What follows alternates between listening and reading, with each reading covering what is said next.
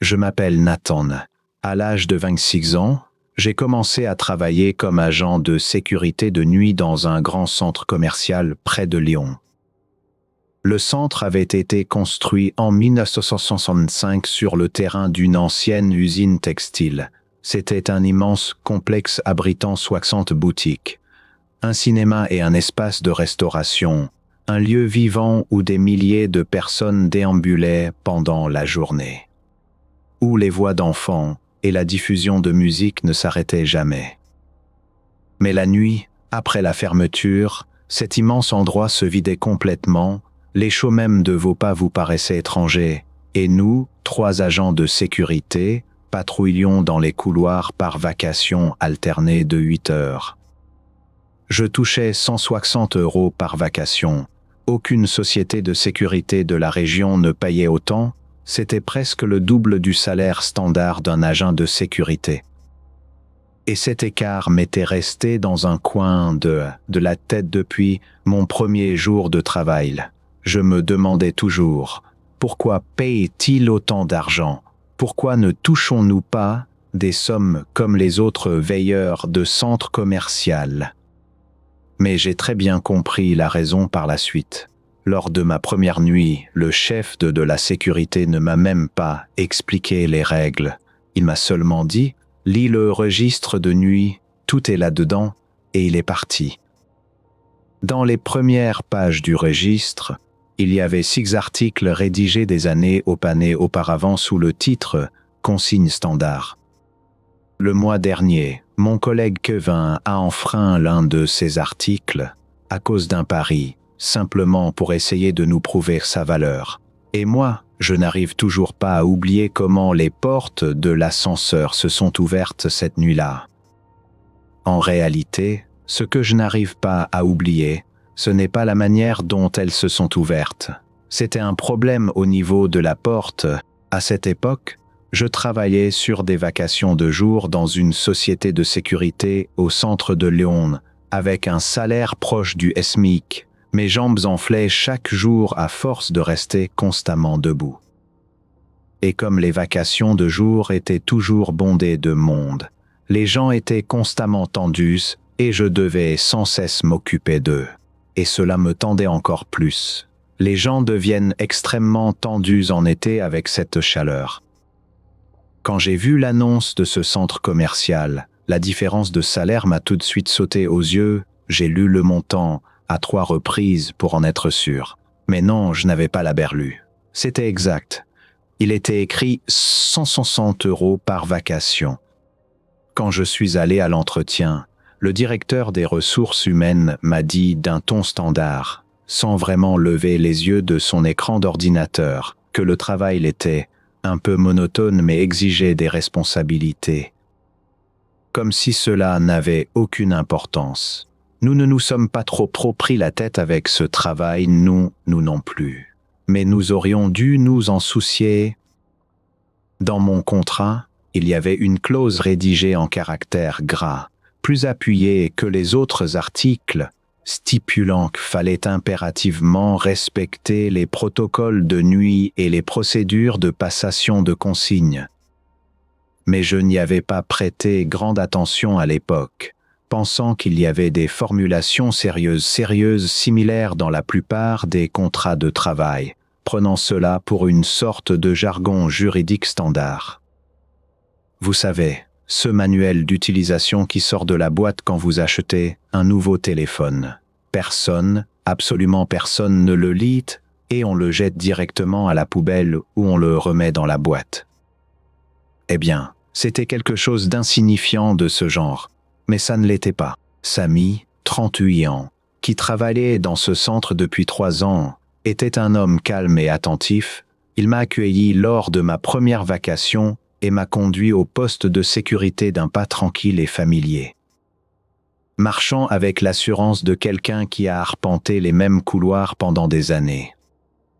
Les écrans fixés au mur affichaient des dizaines d'images de caméras. Les couloirs, les vitrines des magasins, les parkings défilaient tous dans une netteté grise et granuleuse. Sur la table reposait un vieux registre usé, relié en cuir. Il était écrit « Registre de passation de nuit ». Sur la couverture, ses bords s'étaient abîmés au fil des ans et ses pages avaient jauni. « Lis ceci au début de chaque vacation », dit Samy en ouvrant le registre, en allant aux premières pages et en pointant une section précise du doigt. La partie des consignes standards est particulièrement importante. Ne te fie pas à son nom. Si c'est écrit standard, ce n'est pas parce que c'est sans importance. Au contraire, c'est intitulé ainsi parce que ce sont des règles auxquelles tout le monde doit obéir et qui sont désormais certaines et normales. Ne te laisse donc pas induire en erreur par ce mot. Pour ne pas mentir, j'avais d'abord pris cela pour une poignée de règles sans importance à cause du nom.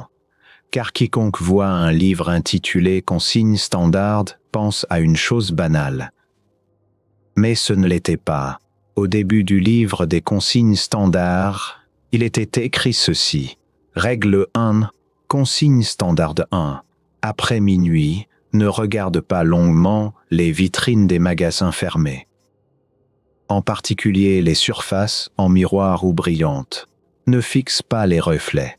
Quand j'ai lu cette règle pour la première fois, je m'étais demandé « Mais quel rapport ?» C'est-à-dire que c'est d'après les films d'horreur que les reflets sont effrayants, mais je ne pense pas qu'il poserait une telle règle, ou plutôt une telle consigne, simplement parce que c'est effrayant. Alors pourquoi ne regardons-nous pas notre reflet, n'est-ce pas? Règle 2, consigne standard 2. Les ascenseurs ne doivent absolument pas être utilisés pendant la nuit. Utilise toujours les escaliers, même en cas d'urgence. Tu peux utiliser les ascenseurs le matin, mais jamais la nuit. Cette règle était celle qui m'avait le plus surpris à la première lecture, car le centre comptait 3 étages, et monter et descendre les escaliers, surtout à la fin d'une vacation fatigante, pouvait être véritablement épuisant. Quand j'ai demandé à Samy pourquoi l'ascenseur était si catégoriquement interdit, il a simplement haussé les épaules. Car c'était une règle inventée pour nous fatiguer inutilement. Sinon, qu'est-ce que cela aurait pu être d'autre? Ne t'ai-je pas dit de ne pas poser de questions? M'a dit Samy sur un ton badin mais avec du sérieux dans les yeux. Utilise simplement les escaliers. Tu t'y habitueras. Donne-toi un peu de temps. Regarde-moi. Comment je m'y suis habitué, moi? De toute façon, tu n'utiliseras les escaliers que la nuit. Il n'y a donc pas besoin d'en faire un plat. Règle 3. Consigne standard 3. Si tu remarques un mouvement sur l'une des caméras de sécurité sans que l'alarme ne retentisse, ne zoome pas sur cette image. Note seulement l'heure et l'emplacement sur ton carnet de notes. En lisant cette règle, j'ai eu l'impression que quelqu'un me disait « Ne fouille pas trop, ne cherche pas de réponse. Fais simplement ton travail. » C'est du moins ce que j'ai ressenti. Parce qu'il était écrit dans la règle, presque la même chose que ce que je disais, mais tourné d'une manière un peu plus polie et sous forme de consigne. Moi, j'avais dit ouvertement ce qu'elle signifiait. Règle 4. Consigne standard 4. N'éteins totalement les lumières de l'espace de restauration pendant la nuit. Au moins une lumière doit toujours rester allumée. L'obscurité est leur demeure. Tu ne voudrais pas qu'ils viennent, n'est-ce pas? Mais qui sont-ils? Bon sang! Que se passe-t-il dans ce stupide centre commercial? Règle 5. Consigne standard 5.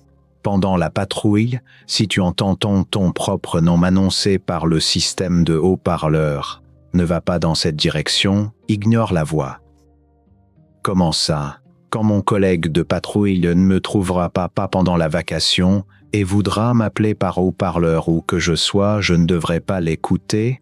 C'est une absurdité totale. Ça va créer une dispute, enfin. Règle 6. Consigne standard 6. Lors du changement de vacation, ne quitte jamais le bâtiment avant que le veilleur suivant ne soit physiquement entré dans les lieux, quoi qu'il arrive, peu importe son retard. Le bâtiment ne doit pas rester vide. Il doit y avoir au moins un être humain pour qu'il ne trouve pas de vide pour entrer. car s'ils entrent une fois, il sera impossible de les faire ressortir. Cette dernière règle était celle qui m'avait paru la plus bizarre au début, car parfois la relève avait 10 ou 15 minutes de retard, à cause de la circulation ou d'une autre raison, et pendant ces minutes-là, je voulais naturellement sortir. Monter dans ma voiture et rentrer chez moi. Tout le monde voudrait cela, et je suis sûr que même ceux qui écoutent cette histoire le font déjà. N'est-ce pas? Si vous le faites, je vous attends dans les commentaires. Mais Samy était particulièrement strict à ce sujet. Peu importe son retard, disait-il, tu attends à l'intérieur, tu l'appelles par téléphone, mais tu ne sors jamais, au grand jamais, le premier. Tu as lu la règle, c'est-à-dire la consigne. Le centre commercial ne doit pas rester vide. Sinon, il s'en empare. En entendant cela, je me suis dit intérieurement avec énervement, c'est comme si on jouait à touche-touche et qu'il ne fallait pas quitter sa place. Après m'avoir montré ces règles, Samy a dit « Elles existent depuis que j'ai commencé à travailler ici. » Sa voix était ordinaire mais ferme, des fermes déterminées. Je ne sais pas de qui elles viennent, mais tout le monde s'y plie. Tu n'as pas besoin de te poser des questions, fais simplement ton travail. Des dizaines, des milliers de personnes s'y sont pliées. Ils ne sont pas débiles, quand même. C'est donc qu'ils savent quelque chose pour les appliquer. Autrement, si c'était une mauvaise chose, l'un d'eux se serait forcément opposé à ces consignes. Mais personne ne s'y est risqué. Ne t'y risque pas non plus. Cela m'avait paru au début être une étrange bureaucratie d'entreprise. Dans les grandes structures, particulièrement dans les domaines sensibles comme la sécurité, il y a toujours des procédures bizarres et inexpliquées. Tout le monde les applique. Se poser de questions car s'interroger est une perte de temps, et d'ordinaire il y a une raison bureaucratique ordinaire derrière ce genre de règles, une exigence d'assurance ou un vieux règlement. Et parfois, ce n'est qu'une blague faite pour effrayer les gens. Une mauvaise blague faite aux nouveaux arrivants pour créer un léger choc et s'amuser. Mais ce n'était pas le cas ici. C'était différent. Pendant les premiers mois, il était facile d'obéir aux règles, car la routine était simple. Patrouille, vérification des caméras, un test d'alarme de temps en temps. La nuit, le centre commercial devenait un endroit totalement différent de la foule du jour. Les lumières étaient tamisées, les bruits résonnaient. La posture immobile des mannequins dans les vitrines fermées était parfois effrayante. Mais on s'y habituait avec le temps. Cette étrangeté devenait, pour ainsi dire, une seconde nature. C'était comme si vous étiez en l'an 2550 et qu'il n'y avait plus personne sur Terre. Tout le monde était parti vers d'autres univers. Mais un coup de klaxon venant de l'extérieur vous ramenait à cette vie et votre peur s'évanouissait aussitôt. Certaines nuits, en passant devant les salles de cinéma, j'avais l'impression d'entendre le fantôme de la foule qui attendait là en journée, un simple tour de mon imagination, évidemment. Mais ce vide procurait tout de même un étrange sentiment de solitude. Votre esprit comble les vides. Je n'invente rien de tout cela. Cela a été confirmé par les neuroscientifiques. Je l'avais lu dans un journal l'autre jour. D'ailleurs, c'était la première fois que je lisais un journal, et j'étais tombé sur cette information, sur cette recherche. Notre esprit serait un être social, et lorsque nous sommes sociables, il n'y aurait aucun vide à combler. Parce que tout est bondé, il y a quelqu'un en face de vous et vous parlez. Votre esprit est donc plein pour cette raison. Mais dans un endroit vide, c'est-à-dire un endroit désert, sans lumière et sans personne, votre esprit est totalement vide. Vous n'avez que quelques pensées en tête et la majeure partie est vide. La plénitude quand il y a du monde autour de vous n'est pas la même que celle quand c'est vide. Votre esprit n'aime pas être vide et commence à vous montrer des choses. Vous commencez à imaginer et à voir des choses dans votre tête. Celles-ci ne sont évidemment pas réelles. Ce n'est qu'une sorte de mécanisme de défense inventé par votre esprit pour ne pas rester seul et pour s'occuper. Quand j'avais lu cela pour la première fois, cela m'avait paru très logique. De toute façon, ma première et dernière lecture de journal avait commencé et s'était terminée avec cette information. Samy me parlait parfois de l'histoire du centre, racontant que l'ancienne usine textile avait fermé après un incendie dans les années 1960, que plusieurs ouvriers y avaient perdu la vie, que le centre avait été construit sur ce terrain après le déblaiement des décombres de l'usine. Sa voix baissait toujours un peu lorsqu'il racontait ces histoires, comme s'il craignait de manquer de respect. Comme s'il y avait des gens autour de nous et qu'il valait mieux qu'ils n'entendent pas. Pourtant, il n'y avait personne. Il n'y avait que lui et moi. Il aurait pu parler fort, mais il parlait quand même à voix basse. Il avait peur des entités invisibles ou quelque chose du genre, je suppose. Au cours du 2e mois, j'ai appris pourquoi la règle 1 existait. Une nuit, en passant devant une boutique fermée, j'ai vu mon propre reflet sur la surface en miroir de la vitrine, mais pendant un instant, j'ai eu l'impression que mon reflet avait un pas de retard sur moi. Mes mouvements n'étaient pas parfaitement synchronisés, comme si mon reflet réagissait avec une seconde de décalage. J'ai immédiatement détourné les yeux, j'ai continué à marcher, mon cœur s'était accéléré. J'ai lentement allongé le pas pour m'éloigner de ce couloir. Quand j'ai raconté cela à Samy, il a simplement hoché la tête sans paraître surpris le moins du monde. « Ne regarde pas », a-t-il dit d'une voix ordinaire mais nette. « Ne regarde jamais longuement. Nous le remarquons, mais nous ne nous y attardons pas. Cela fait désormais partie du travail. Si tu regardes longtemps, cette personne dans le reflet qui a du retard et n'est pas synchronisée avec toi, eh bien cette personne prend ta place et tu prends la place du reflet. C'est-à-dire que tu deviens en quelque sorte un reflet qui n'apparaît qu'à certains moments. Moi non plus, je n'avais pas compris cette règle au début, mais mon amie Ellie l'a vit l'année dernière en faisant l'expérience. En réalité, elle ne l'a pas perdue, elle est toujours piégée sous forme de reflet dans ce miroir, mais elle ne peut pas apparaître tout le temps. La vraie Ellie ne peut être vue que si l'Ellie qui est son reflet dans la vraie vie vient et passe devant ce miroir.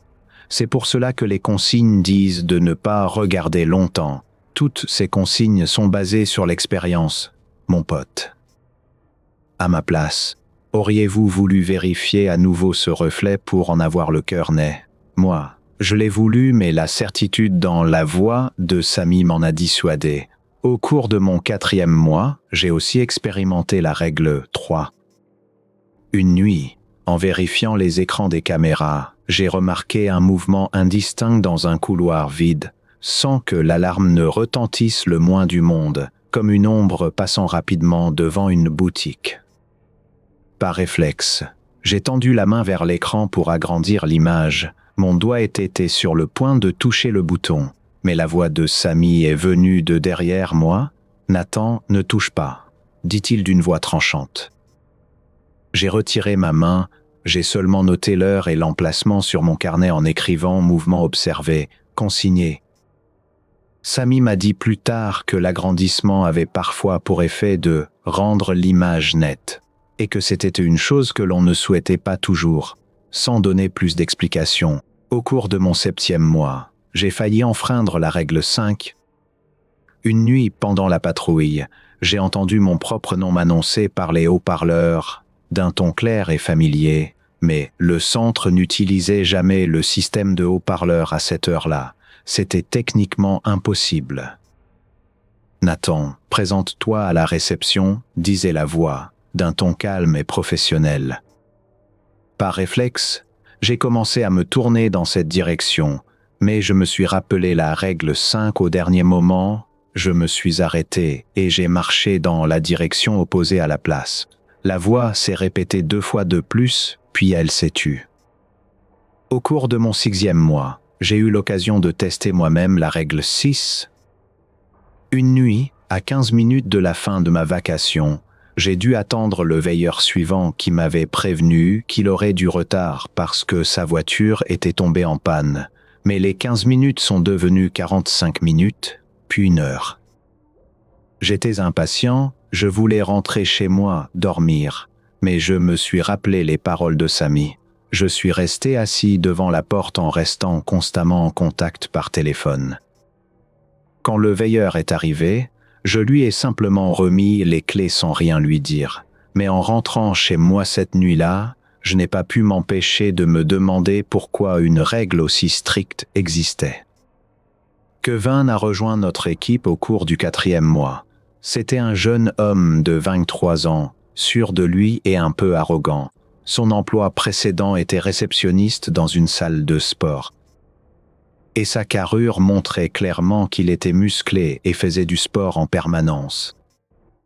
Sa famille avait déménagé de Marseille à Lyon quelques années auparavant pour des opportunités professionnelles, et Kevin ne s'était pas encore tout à fait habitué à sa vie ici, disant souvent que son pays natal lui manquait. Quand il a entendu les règles pour la première fois, il a ri, sa voix était assez forte pour résonner dans tout le poste de sécurité. « C'est quoi ces bêtises ?» a-t-il dit en refermant le registre, avec une attitude presque insultante. L'entreprise a écrit ça pour nous distraire. N'utilisez pas l'ascenseur. Ne regardez pas les miroirs. Vous êtes sérieux ? On se croirait dans un film d'horreur. Samy et moi ne lui avons pas donné raison, mais nous n'avons pas insisté non plus, pensant que l'expérience finirait par le convaincre, tout comme pour nous, supposant que chacun devait apprendre en son temps. Au cours de mon 3e mois, j'ai eu l'occasion de tester la règle 4 par accident. Il y a eu une panne sur le tableau électrique de l'espace de restauration une nuit, toutes les lumières se sont éteintes. Nous sommes restés plongés dans l'obscurité totale pendant quelques minutes, jusqu'à ce que le générateur de secours prenne le relais. Je n'avais que ma petite lampe de poche en main. Durant ces quelques minutes, venant de loin, parmi les tables, nous avons entendu un bruit semblable au frottement de chaises, régulier, rythmique, comme si quelqu'un poussait les tables, les unes après les autres, de manière méthodique. Quand le générateur a pris le relais et que les lumières se sont allumées, aucune table n'avait bougé de sa place. Elles étaient toutes exactement comme elles devaient être, les chaises étaient soigneusement repoussées sous les tables, comme si personne n'y avait jamais touché. Bien que Kevin abordât les règles avec dérision durant les premiers mois, il n'enfreignit ouvertement aucune d'entre elles, se contentant de grommeler pour s'y conformer, montrant une sorte de résistance passive sans pour autant franchir la limite. Avec le temps, j'ai réalisé qu'il n'était pas seulement un gamin grossier et qu'il pouvait être en réalité un bon camarade. Il me donnait des conseils de musculation. Nous prenions parfois le petit déjeuner ensemble le matin à la fin de la vacation. Il me parlait de ses projets d'avenir. Il voulait ouvrir sa propre salle de sport un jour et ne considérait ce travail de sécurité que comme un tremplin temporaire. Il parlait aussi souvent de sa fiancée Camille avec fierté, disant qu'ils allaient se marier l'été prochain et nous montrait des photos sur son téléphone. À travers ces aspects, je me disais parfois que son attitude arrogante cachait, en réalité, une forme d'insécurité juvénile, un besoin de faire ses preuves. Mais au cours de son 5e mois, lors d'une vacation de 2 nuits ennuyeuses et sans histoire, alors qu'il était plus de 3 heures du matin, il ne se passait rien. C'était un banal mardi soir. Nous étions tous les 3 un peu las et un peu fatigués.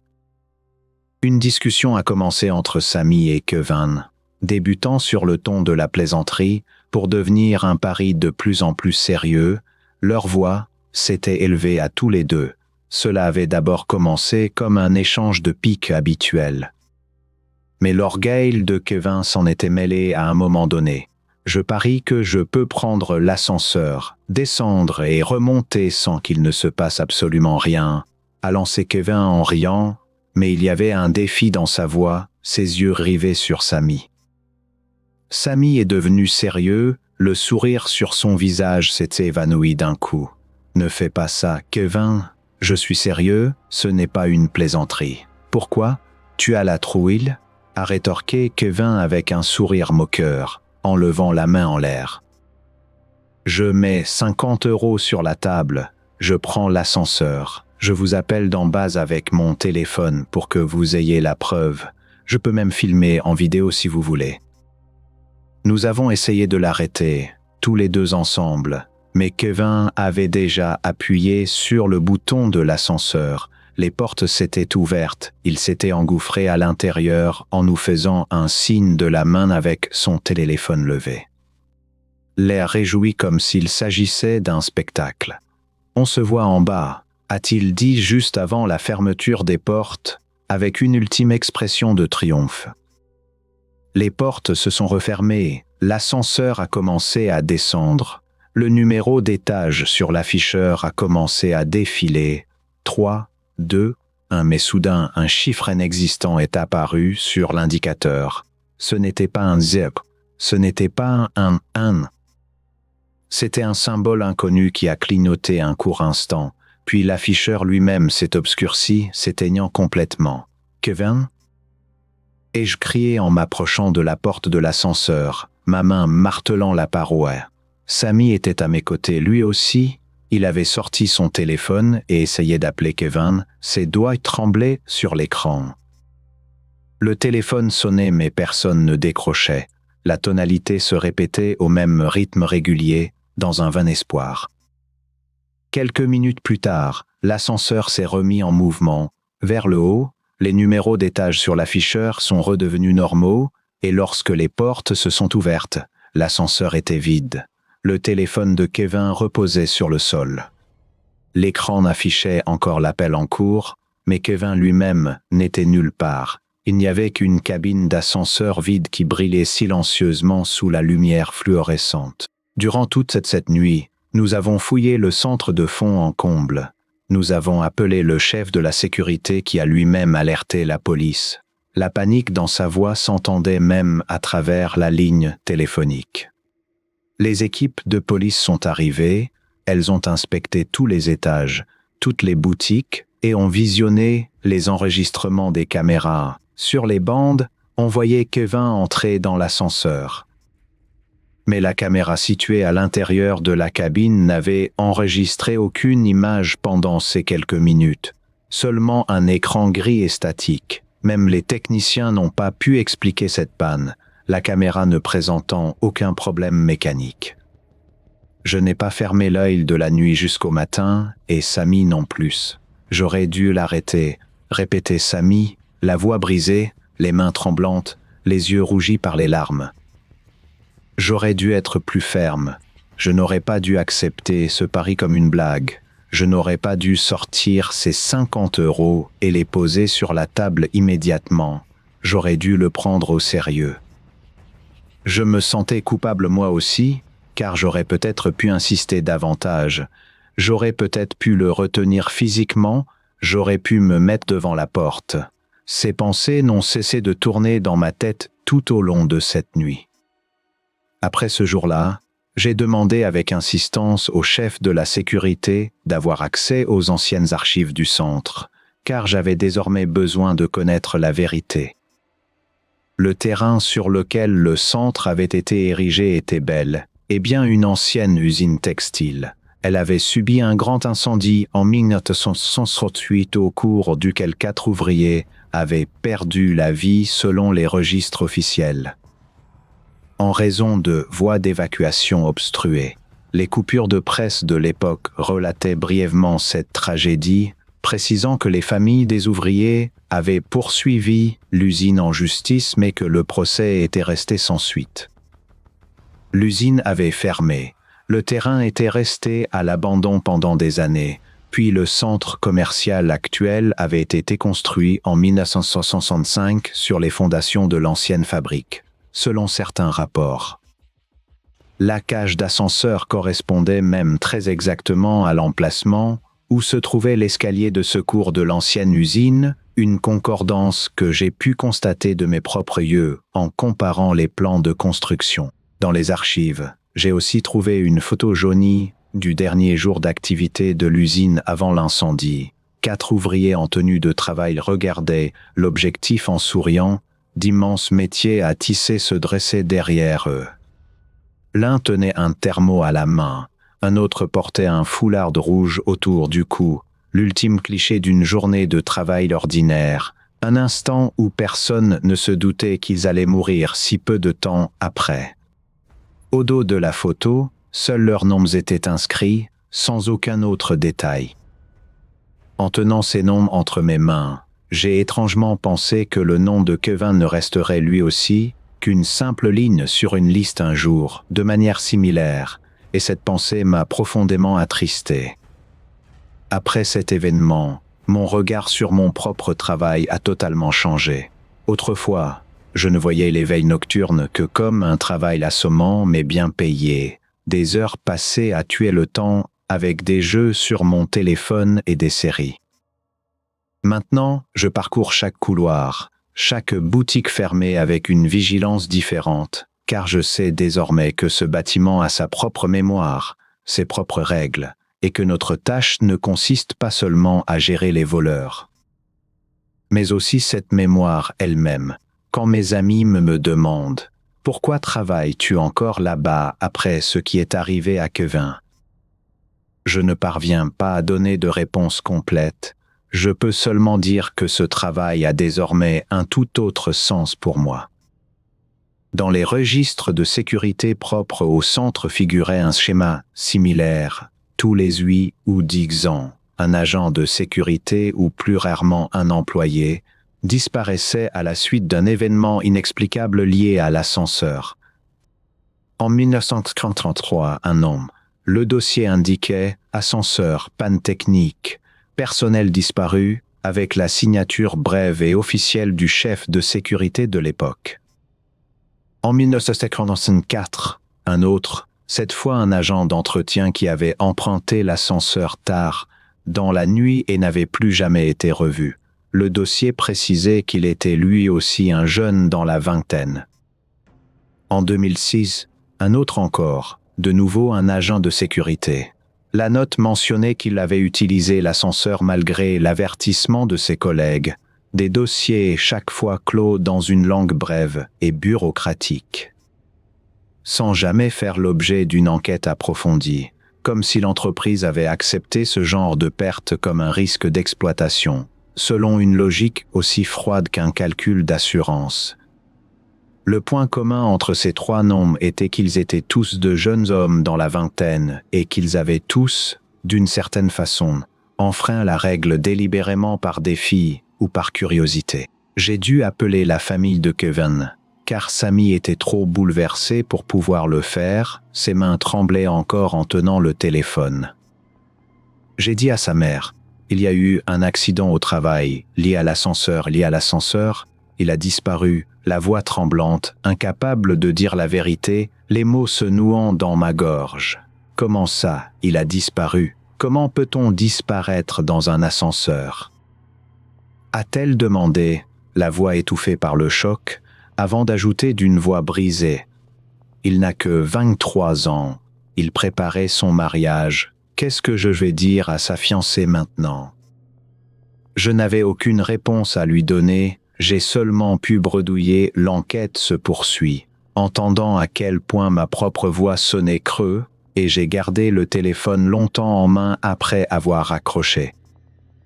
J'ai dû appeler Camille, sa fiancée, en personne quelques jours plus tard, car sa mère était trop anéantie pour s'en charger.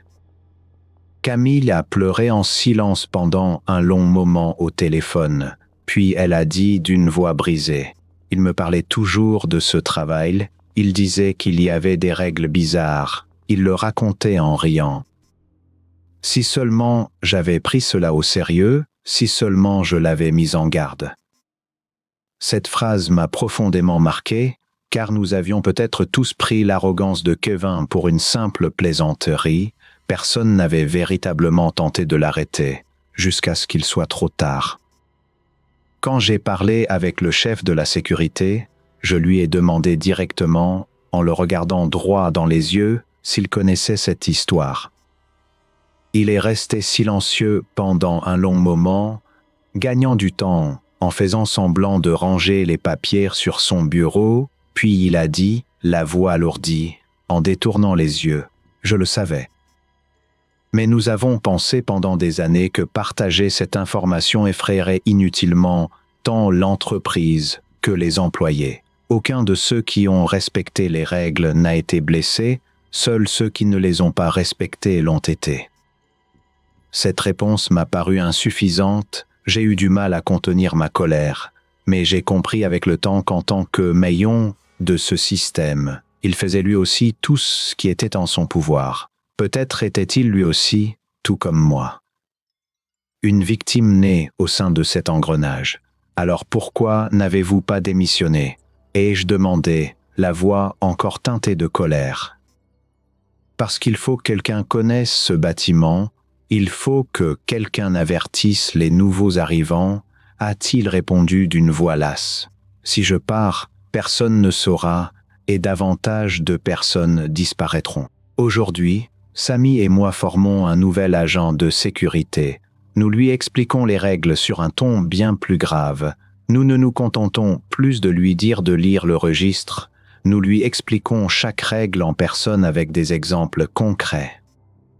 Nous lui racontons aussi l'histoire de Kevin, toute la vérité, sans rien cacher. J'ai ajouté silencieusement le nom de Kevin de ma propre main à la fin du registre, sous la 6e règle, en petites lettres, avec la date. J'espère qu'un jour cette liste ne s'allongera plus, mais connaissant l'histoire du centre, je sais aussi combien cet espoir est fragile, car il y aura toujours des jeunes gens sûrs d'eux, et certains seront prêts à tout risquer pour un simple pari. Parfois, je me demande, si j'avais été à la place de Kevin, aurais-je accepté ce même pari moi aussi, à cet âge-là, avec autant d'assurance?